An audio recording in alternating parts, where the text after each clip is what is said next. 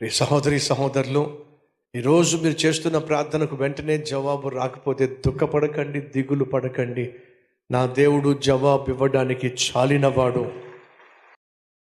శక్తి కలిగిన వాడు, సామర్థ్యం కలిగిన వాడు, నిన్ను ప్రేమిస్తున్నవాడు, నీకోసం ప్రాణమిచ్చిన వాడు, తన కుమారుణ్ణే నీకోసం సిలువకు అప్పగించిన తండ్రే ఆయనతో పాటు నీకున్న అవసరం తీర్చడా?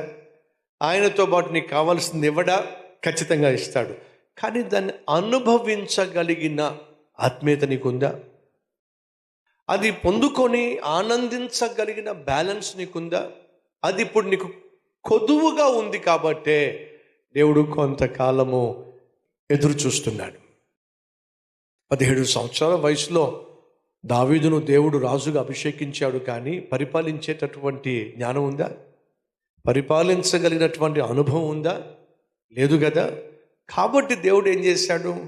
దావీదును మొదటిగా సైన్యంలోకి తీసుకెళ్ళాడు, ఆ తర్వాత రాజభవనంలోనికి తీసుకెళ్ళాడు, ఆ తర్వాత రాజు పక్కకి తీసుకెళ్ళాడు, ఆ తర్వాత రాజుతో పాటు వెళ్ళేటటువంటి అనుభవాన్ని ఇచ్చాడు, ఆ సైన్యంతో పాటు ఉండే అనుభవం ఇచ్చాడు.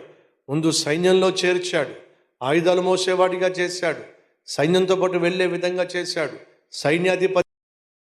Download ShareChat.